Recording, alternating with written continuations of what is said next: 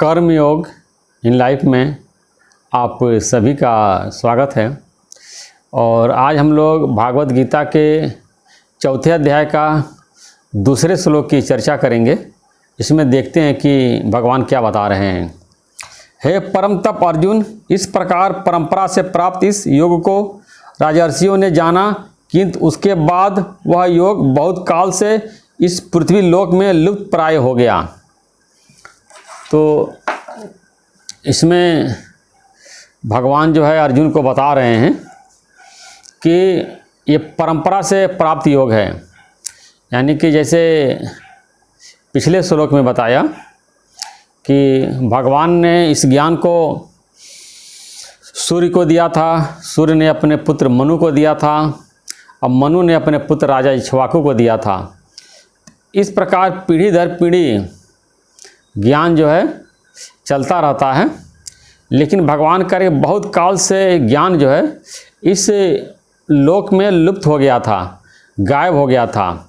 तो भगवान ने क्या कहा, सनातन पुरातन, यानी कि जो ज्ञान जो है अनादि काल से अनंत है और हमेशा एक ही है, उस ज्ञान को जो है मैं तुमको फिर बतला रहा हूँ। भगवान ने बताया कि बहुत दिन से ज्ञान जो है इस पृथ्वी में पूरा लुप्त हो गया था, यानी किसी को पता ही नहीं था जो है, लेकिन वो ज्ञान मैं तुमको बता रहा हूँ। तो इस ज्ञान को भगवान ने अर्जुन को बताया, समझाया। और जैसा कि भगवान वेद व्यास के पास दिव्य दृष्टि प्राप्त थी, उस दिव्य दृष्टि से उन्होंने जो है वो पूरा ज्ञान उन्होंने सुना।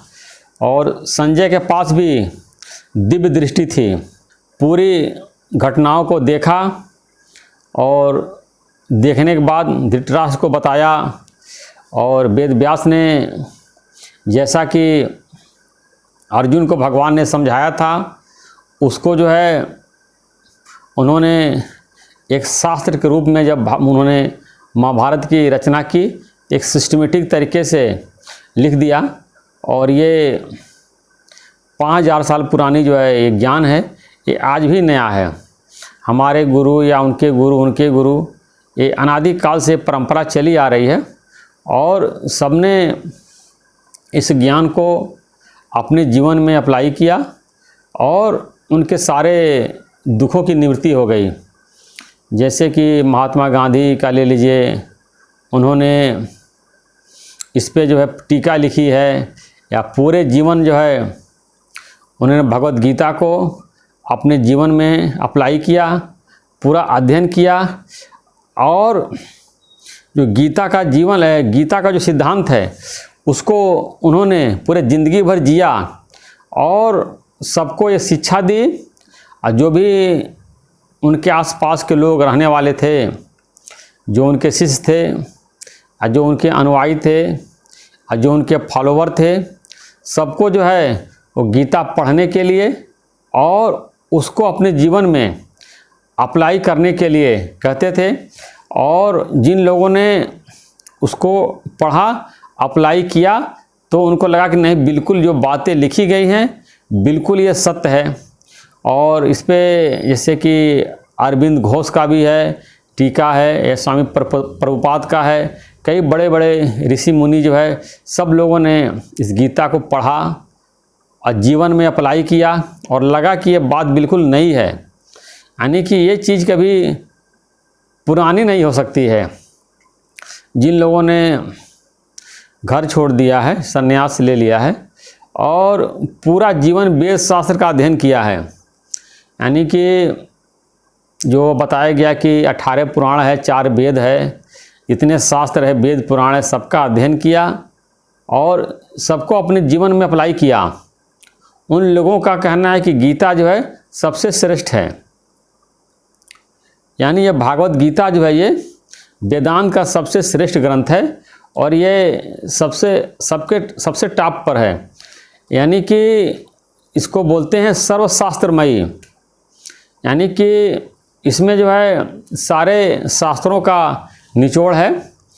और इसको जो है अगर आपने पढ़ लिया, समझ लिया, तो समझिए कि आपने सारे शास्त्रों का अर्थ को जान लिया। जैसे इसको बताया गया है कि भगवान कृष्ण ने उपनिषद रूपी गौओं को दूह करके ये गीता रूपी शास्त्र की रचना की है। तो एक प्रकार जैसे वेदों का जो ज्ञान कांड है वो उपनिषदों में है, और उसका भी जिष्ट जो है सारे उपनिषद का जो सारांश है वो गीता में है। तो वो अनादिकाल से जो ज्ञान है वो आज भी है और हमेशा भी है और आगे भी ये सत्य रहेगा। तो भगवान ने बताया कि राजर्षियों ने जाना, यानी इस ज्ञान को राजा महाराजा लोगों ने इस ज्ञान को जाना और अनुभव किया और अपने जीवन में अप्लाई किया और सबको इस मार्ग पे चलने के लिए कहते थे। जैसे कि राजा जनक का मिसाल है कि उन्होंने इस ज्ञान को अपने जीवन में अप्लाई किया और उनके राज्य के जो लोग थे जो है वो लोग भी इस आत्मज्ञान को अपने जीवन में अप्लाई किया तथा पूरे राज्य के सब लोग विदेही थे, सबको आत्मज्ञान था और सब जो है अपने देह अभिमान से वो ऊपर उठ चुके थे और आत्मा का अनुभव प्राप्त कर लिया था। तो इसको राजयोग भी बोलते हैं, यानी कि इस ज्ञान को प्राप्त कर लेने के बाद जो है आपको जो है वो आनंद की प्राप्ति हो जाएगी कि जिस आनंद की प्राप्ति जो है बड़े बड़े राजा महाराजा को भी प्राप्त नहीं है। उनको ये आनंद की प्राप्ति तभी होगी जब इस ज्ञान को अपने जीवन में लगाएंगे। तो बताया कि जब शुरू में सृष्टि बनी थी तो भगवान ने ये ज्ञान जो है सूर्य को बताया और ऐसे ऐसे जो है ये ज्ञान चलता रहा, लेकिन बीच में ये लुप्त हो गया। तो ये समझने की बात है कि कभी भी ये जो धर्म है जो है जब लुप्त हो जाता है यानी अधर्म बढ़ जाता है। तो उस समय जो है महाभारत काल में पापाचार बढ़ गया था और उस समय भी ये गीता का ज्ञान लुप्त हो गया था और लोग जो है भोग और ऐश्वर्य में आसक्त थे और धन पदार्थों के संग्रह में लगे हुए थे जो है। तो जिसके के कारण जो है एक दूसरे को राज्य का हड़पना और सीमाओं का अतिक्रमण करना और धन को जो है बढ़ाना, राज्य को बढ़ाना और दूसरे की स्त्रियों का हरण कर लेना, उसमें पापाचार बढ़ गया था। इसलिए बढ़ गया था कि लोग जो है ये ज्ञान उसमें लुप्त था। लोग ज्ञान को, सिद्धांत को अपने जीवन में अप्लाई नहीं करते थे और जिसके कारण कि पापाचार बढ़ गया है। अब ये गीता जो है कोई भी पढ़ेगा और अपने जीवन में अप्लाई करेगा तो ज़िंदगी में एक गलत कार्य नहीं कर सकता है। गलत कार्य आदमी तभी करता है कि गीता को जो है घर में किसी कोने में रख देगा और सुबह से उठ करके पूजा कर लेगा या दो चार जो है श्लोक पढ़ के फिर धर देगा, लेकिन इसको अपने जीवन में अप्लाई नहीं करता है। तो ये है कि गीता है कोई धार्मिक चीज़ है, भगवान की किताब पूजा के घर में रख दो और सुबह सुबह जो है नहा धो करके और एक दो लाइन पढ़ करके अब भगवान के लिए पूरी काम की लिस्ट जो है बता देते हैं, प्रभु मेरा ये काम कर देना, ये काम कर देना, ये हमारा जो है यहाँ ये मुकदमा हम जीत जाएं या हमारा शत्रु जो है वो पराजित हो जाए। इस तरह की जो उनके अंदर मनोकामना होती है वो पूजा करने के बाद भगवान को बता देते हैं, लेकिन गीता के ज्ञान को जो है अपने जीवन में नहीं लगाते हैं। अब आज भी देखिए इस समय अगर देखा जाए तो ये भी लुप्त प्राय है। हम तो देखते हैं कि किसी को गीता के ज्ञान की जानकारी नहीं है और कोई भी जो है ज़्यादा से ज़्यादा जो है रामायण की या भागवत की कभी साल में एक दो कथा हो जाती है, लोग वहाँ जाते हैं और ऐसे हाथ जोड़ के चले आते हैं।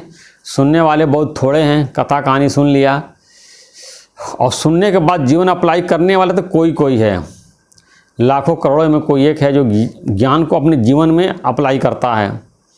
अब गीता में आया है कि हजारों में कोई जो है एक आदमी ईश्वर की भक्ति करता है और उस भक्ति करने वालों में कोई बिरला ही जो है परमात्मा का तत्व से जानता है।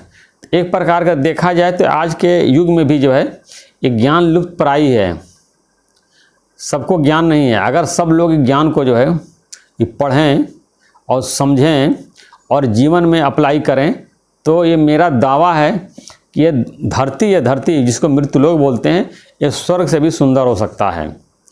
ये ज्ञान जो है दूसरे को नहीं बताना है, दूसरे को नहीं समझाना है, वो अपने जीवन में पालन नहीं करता है। हमको अपने जीवन में पालन करना है और हमको अपने जीवन में इसको अप्लाई करने से जो है हमारे मन में सुख और शांति की प्राप्ति होती है। और इस ज्ञान को अपने जीवन में अपना लेंगे तो सामने वाला कोई व्यक्ति अगर हमारे साथ जो है उल्टा व्यवहार भी कर रहा है और कोई अपोजिशन भी आती है तो मेरा मन चलायमान नहीं होगा। मेरा मन जो है अपने आत्म स्वरूप में स्थित होगा, आत्म स्वरूप में स्थिर रहेगा और सांसारिक बातों से, सांसारिक जितने भी हलचल है उससे हमको किसी प्रकार की परेशानी नहीं होगी। आजकल जो है इतने सारे डिप्रेशन के और सुसाइड के जो केसेज हैं और सिर्फ उसका एक ही कारण है कि जो गीता का ज्ञान है, जो है वेदांत का ज्ञान है, उसको लोग पढ़ते नहीं है, पढ़ने के बाद अपने जीवन में अप्लाई नहीं करते हैं।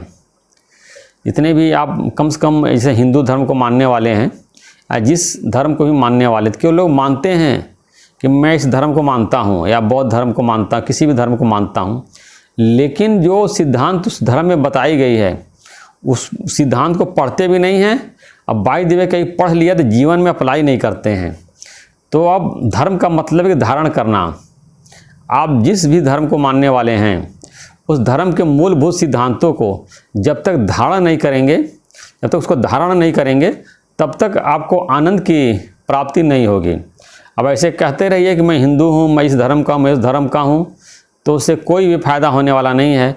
फ़ायदा तभी होगा जब उसका ज्ञान आपको जो है, उसका फ़ायदा तभी होगा जब उस मार्ग पे आप चलेंगे।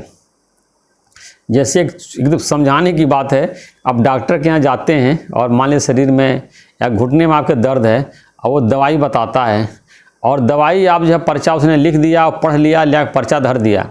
जब तक उस दवाई को खरीदेंगे नहीं, खाएंगे नहीं, अब घुटने में दर्द कैसे जाएगा। तो उसी प्रकार आपने किताब पढ़ लिया, पढ़ कर अलमारी में धर दिया, तो आपके जीवन में जो मानसिक तकलीफ़ें हैं वो जाने वाली नहीं हैं। और हमारे दादा भगवान बोलते थे कि मनुष्य जो है 98% जो है मेंटल बीमार है और 2% फिजिकल बीमार है। तो अगर हम अपने इस गीता के ज्ञान को अपने जीवन में हम अप्लाई करते हैं तो हम पूरी तरह स्वस्थ हो जाते हैं और हमारा शरीर जो है, मन जब स्वस्थ हो जाता है तो तन भी स्वस्थ हो जाता है। कभी कभी देखिए कि लोग बताते हैं कि ये चिंता जो है चिता के समान है। एक तो आदमी चिता में जलता है और चिंता ऐसी है बिना आग के ही जो है सबको जो है जला देती है। इसीलिए चिंता को जो है चिता के समान बताया गया है। और चिंता को भगाने के लिए कोई भी उपाय नहीं है। बहुत से लोग सोचते हैं कि मन में कोई चिंता आ गई, कोई परेशानी आ गई तो टीवी देख लो, किताब पढ़ लो तो तुम्हारी जो है वो प्रॉब्लम चली जाएगी। लेकिन ऐसा नहीं है। वो टीवी देखते हैं तभी वो जो जिस बात की उनको टेंशन है, जिस बात की चिंता है, उसको मन में सोचते रहते हैं और फिर जैसे टीवी बंद किया फिर वो अपने आप जो है वो पूरा दिमाग में एक बाद उसके ख्याल आते रहते हैं। या जैसे किताब पढ़ा तो उसमें थोड़े बहुत ज़बरदस्ती भी कोशिश करते हैं किताब में आपका मन लगाने के लिए, संगीत में मन लगाने के लिए। जैसे आपने किताब बंद किया, गाना बंद किया, फिर वो थाट जो चलने लगता है। तो उस जो है मन में जो चिंता है, जो अविचार है, जो कुविचार है, उसको तभी जाएगा जब हमारे मन में सुविचार जो है आ जाएगा। जब ज्ञान के विचार, गीता के विचार अपने मन में हम अप्लाई करेंगे और मन में जो है अप्लाई करेंगे तो मेरे चिंता दुख सब चले जाएंगे। जैसे बोलते हैं कि कपड़ा गंदा है तो उसको साबुन और पानी से साफ़ करते हैं। तो ये ज्ञान जो है साबुन और पानी की तरह है। जो हमारे मन के जो अविचार हैं, जो गलत ख्याल हैं, जो हमको दुखी कर रहे हैं, उससे हमको जो है उस ख्यालों से हमको खाली करके जो है और सुख और शांति की हमको प्राप्ति होती है। और हमारी जितनी ही चिंता है, जितने दुख है, जितने ही गम है, वो सब चले जाते हैं। एक परमात्मा का नाम लेने से जो है हम सारे दुखों से छूट जाते हैं, सारी विपत्तियों से बच जाते हैं। और कोई भी व्यक्ति जो भगवान को मानने वाला है, परमात्मा को याद करता है, तो वो गलत काम नहीं करेगा। या तो वो ऊपर से ऐसे बोलता भगवान जो है मेरा भला करना है, जैसे मंदिर गया तो रास्ते में ऐसे हाथ जोड़ लिया। लेकिन अगर कोई ईश्वर का भक्त है, दिल से भक्त है, तो भगवान उसको कुमार्ग में जाने से बचाते हैं, उस सुमार्ग में ही जाता है। भगवान उसकी सुमति दे देते हैं, उसकी बुद्धि को जो है अच्छा बना देते हैं, वो अच्छे रास्ते पे ही चलता है।